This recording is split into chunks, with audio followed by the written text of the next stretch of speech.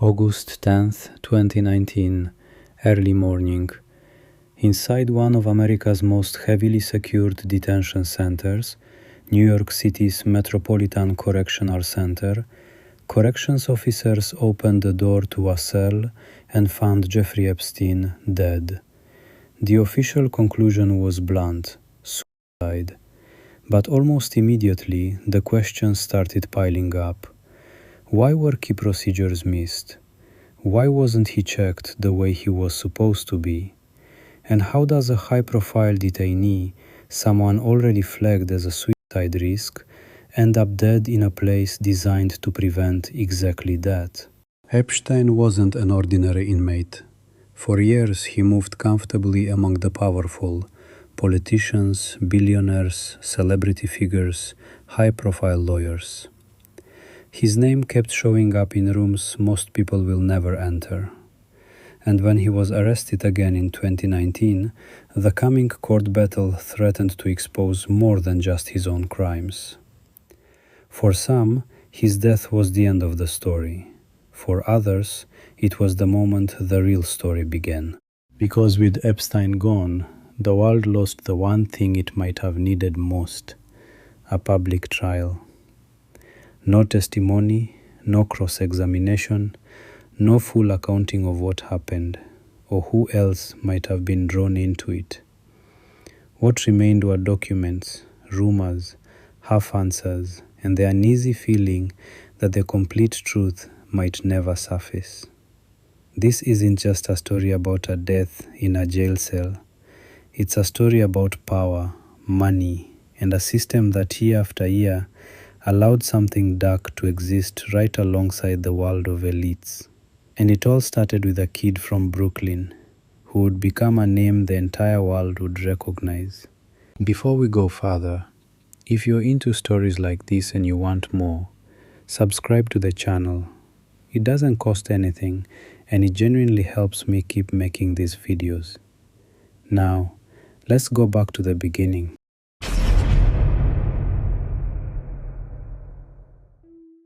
Jeffrey Edward Epstein was born on January 20th, 1953, in Brooklyn, New York, in a small gated neighborhood called Seagate, near Coney Island. He didn't come from money. He didn't come from political influence. His father, Seymour Epstein, worked for the city, maintaining parks and green spaces. His mother, Pauline Epstein, helped support the household and worked in a school setting. It was an ordinary middle-class life, far removed from private jets and waterfront estates. Growing up, Epstein was often described as smart and quiet, especially strong in math and science. Teachers saw potential. Neighbors remembered him as the kind of kid who kept to himself, the kind of kid you'd never expect to become one of the most infamous names in modern America. After high school, he attended Cooper Union and later took classes at New York University's Courant Institute, a place known for serious mathematics. But he never earned a degree. In most careers, that would have been a dead end. For Epstein, it became the beginning. In the mid-1970s, he landed a job teaching math and physics at the Dalton School, a prestigious private school on Manhattan's Upper East Side, an environment filled with the children of wealth and influence. Despite his lack of formal credentials, Epstein had a way of sounding like he belonged. Confident, polished, like someone who always knew a little more than he was saying. And at Dalton, he met people who could change his life. One of them was Alan Ace Greenberg, a major figure at Bear Stearns, whose family had ties to the school. Greenberg saw something in Epstein, whether it was intelligence, ambition, or simply a knack for navigating people, and soon, Epstein went from classroom chalkboards to a desk in the world of high finance. That's how the climb began. At Bear Stearns, Epstein learned quickly. He watched how money moved, how influence worked, how doors opened for the right person. A few years later, he left to start his own private financial business. But from the beginning, there was a strange problem. Almost nobody could clearly explain what exactly Epstein did, or where his money truly came from. On paper, he presented himself as an advisor to ultra-wealthy clients. In reality, his operations stayed unusually private, unusually opaque. Yet somehow, Epstein began appearing in places reserved for a tiny fraction of society.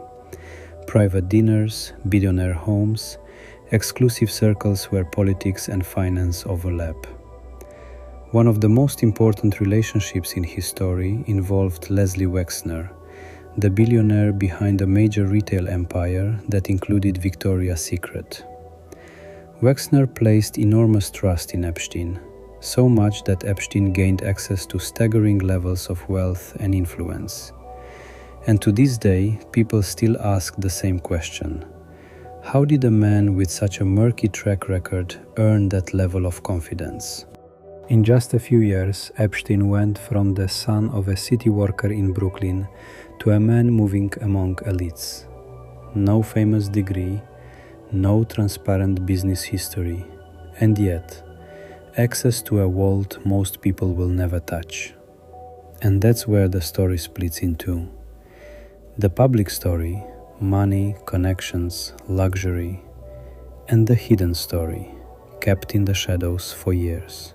By the early 1990s, Epstein's name was circulating in closed, wealthy circles, not as a public celebrity, not as a famous Wall Street titan, but as someone who always seemed to be in the mix, discreet, calm, surrounded by the aura of influence. His lifestyle spoke louder than any resume. A Manhattan mansion, a Florida estate, a private island in the US Virgin Islands, a sprawling ranch in New Mexico, private planes, private meetings, private worlds where privacy itself was the ultimate luxury. In that world, money matters, but access matters more. Epstein became someone who connected people who normally wouldn't share a room. He hosted gatherings where politicians mingled with billionaires and powerful business figures crossed paths with academics and cultural elites. Over time, he was seen less as a financier and more as a broker of introductions, a man who could make things happen quietly. And he did it with almost no public footprint, no big interviews, no public brand, no need for attention. The less people knew about him, the more the myth grew. Epstein as a man beyond normal rules. To outsiders, he looked like just another eccentric millionaire. To people around him, he looked like someone you didn't want as an enemy. For a long time, nothing suggested the facade would collapse. But alongside the luxury, there was another reality. Silent, hidden, built on fear and secrecy. A reality that stayed unspoken, until young girls began telling their stories. And once they did, everything started to shift. At first, the warnings came softly. A complaint here, a rumor there. Stories drifting at the edges of the official world. Young girls, sometimes very young, described meetings that began innocently. A small job, a massage, help around the house, and ended in a way they could never undo. Over time, a pattern emerged. One girl would bring another. Money would appear. Questions were discouraged. Silence felt safer than speaking up. Many of the victims were minors, isolated, unsupported, convinced nobody would believe them. This didn't look like random chaos. It looked like a system. Meetings happened in different places. His homes, his apartments, residences guarded by wealth and reputation. From the outside, everything still looked normal. Inside, it was something else entirely. For years, these stories struggled to break into the mainstream. Epstein had money, he had influence, and he had people around him who seemed capable of containing problems before they became public. But eventually, the number of similar accounts kept growing. The stories stopped sounding like isolated incidents. Investigations started, names appeared, documents began to form a clearer picture. And what surfaced was not a scandal. It was a mechanism that had operated quietly for years, with disturbing consistency. At that point, Jeffrey Epstein was no longer just an eccentric rich man. He became the center of a story about abuse, protection, and a system that looked away for far too long. One reason Epstein's world stayed hidden for so long was geography. The places he chose weren't random. They were designed for privacy, far from scrutiny, protected by money, controlled by one person. The most infamous was Little St. James, a private island in the US Virgin Islands. From a distance, it looked like paradise. Blue water, bright sand, luxury buildings. But according to victims' accounts and investigative material, it was also a place where abuse allegedly occurred. The isolation wasn't a coincidence. It offered quiet, control, and the sense that what happened there wouldn't reach the outside world. But the island wasn't the only location. Epstein also owned a vast property in New Mexico known as Zorro Ranch, remote, sprawling, built for privacy, a place where someone could disappear off the radar for days. Like the island, the ranch appeared in accounts and documents as another point on the map connected to his hidden life. And then there were his homes in New York and Florida, elegant, high-status addresses that raised no alarms to the casual observer. Parties, guests, normal-looking scenes. Yet for some victims, these were the entry points, where the path began, leading deeper into a system that was hard to escape. Over time, these addresses became more than locations. They became symbols, proof of how money and privacy can create spaces where almost anything can happen, and accountability becomes incredibly difficult.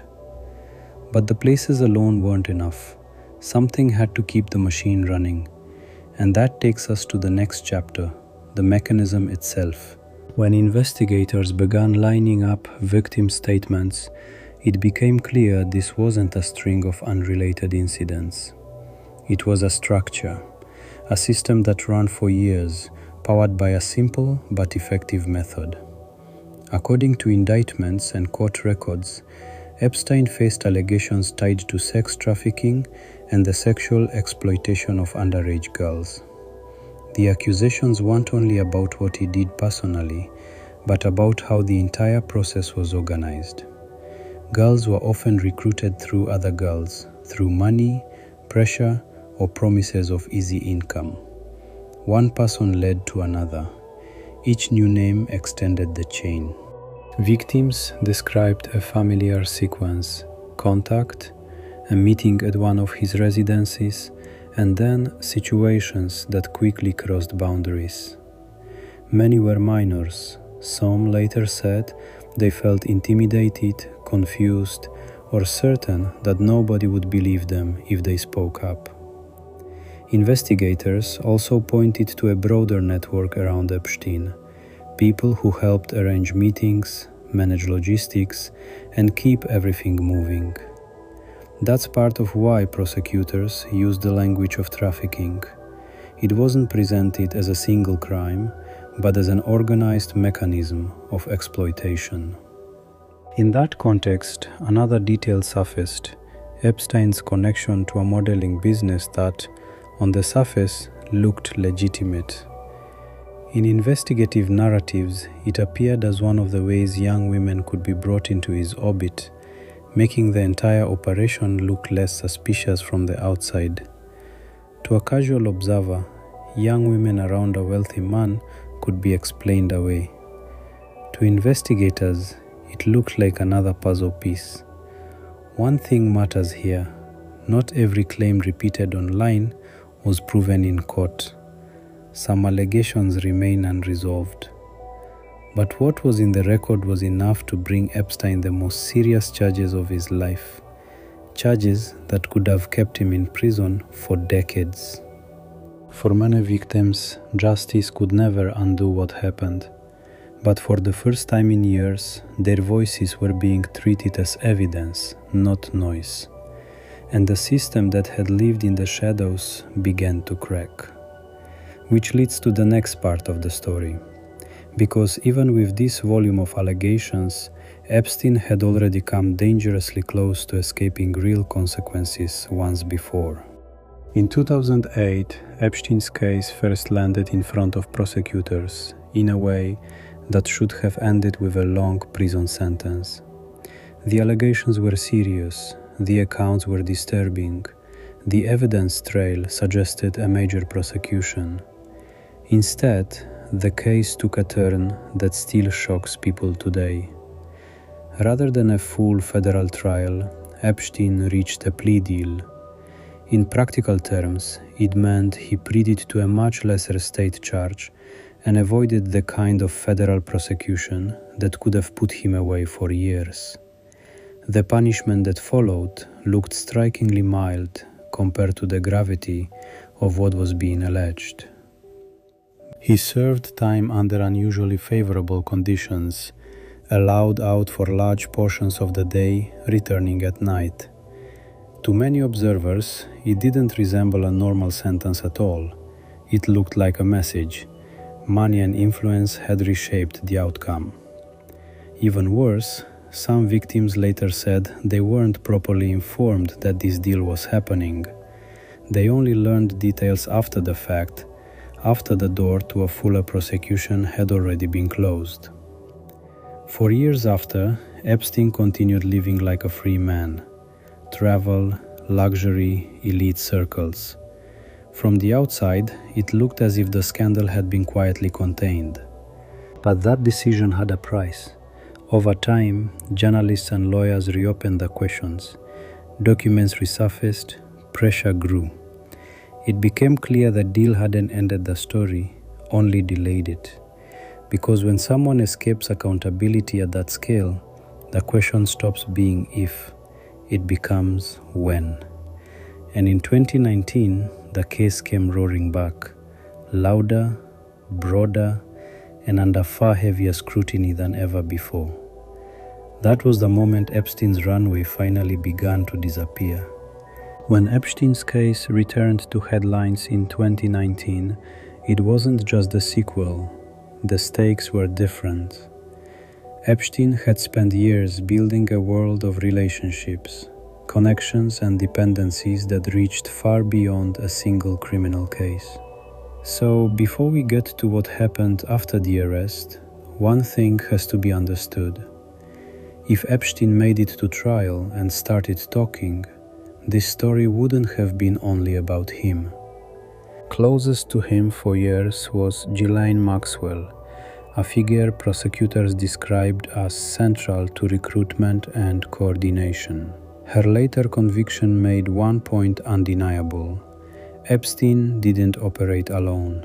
Around him was a functioning inner circle, people handling logistics, introductions, and the machinery that kept things running. Not improvisation, structure. But beyond the inner circle was a second layer: power, status, influence. Epstein was seen around politicians, billionaires, and major public figures. His name appeared in schedules, guest lists, flight records. In many cases, those were social or professional contacts, and many individuals were never charged with anything criminal. But the sheer size of that orbit said something important. Epstein had access to a sealed world. When pieces of documents and records became public, some people were forced into public explanations, statements, denials, distancing. In some cases, resignations. Because being anywhere near the Epstein story became toxic in the court of public opinion. And that's where the question was born, the one that still haunts the case. Who else could Epstein have pulled into the light if there had been a trial? Because his testimony wouldn't have been only about what he did. It would have been about who knew, who looked away, who helped, who benefited from silence. That's why the 2019 arrest felt like a live wire. And that's why what happened next would change everything. In the summer of 2019, a story that many believed was buried came back at full volume.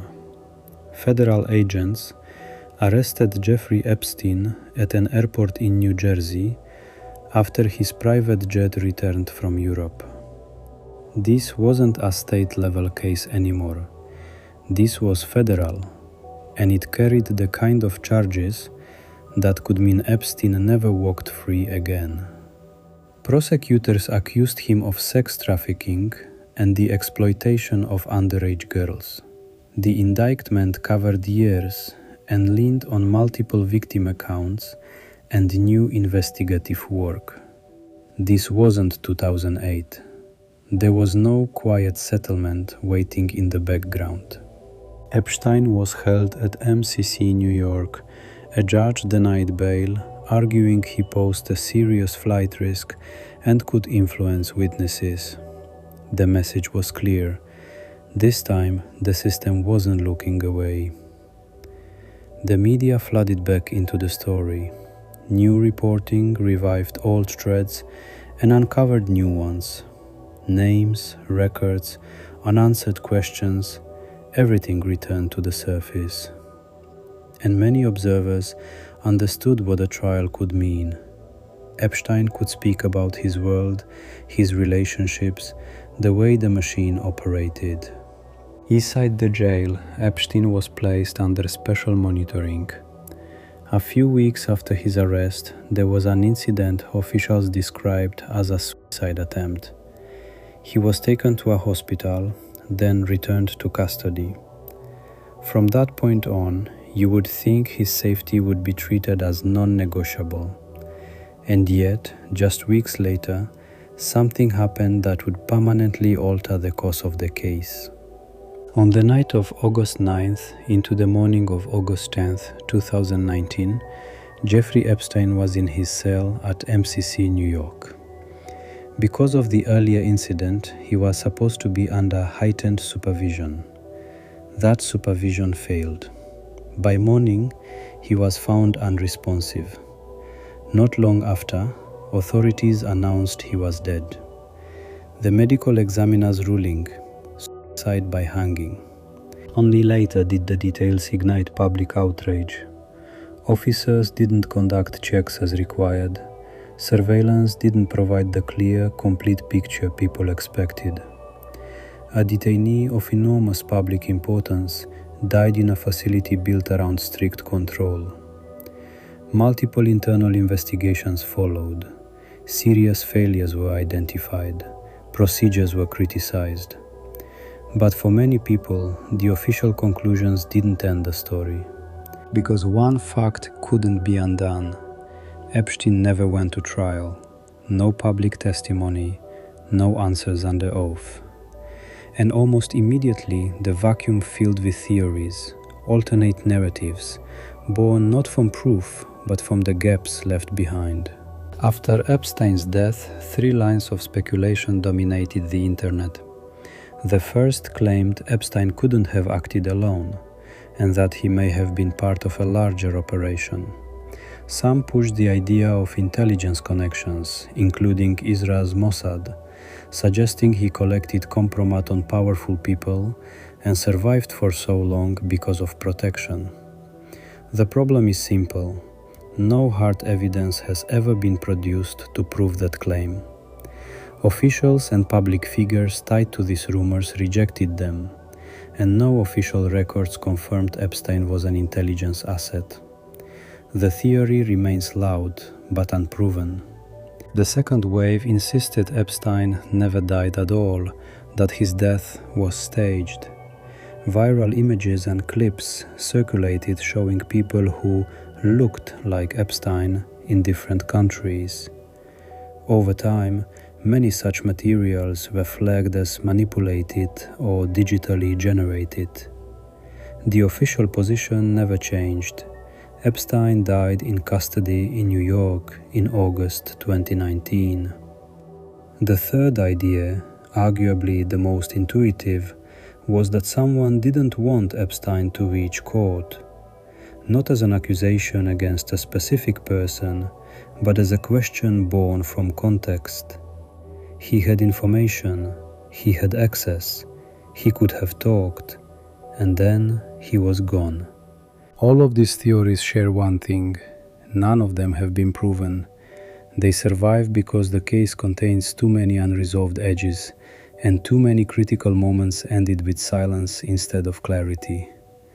There's a wide gulf between official reports and online speculation, and in that space, where documents end and imagination begins, the Epstein story continues to grow. But one reality is indisputable: his death ended the possibility of a trial that might have answered the biggest questions, and no theory changes that. Jeffrey Epstein never sat in a courtroom and answered questions under oath. There was no public trial, no full accounting in the place where evidence matters more than rumor.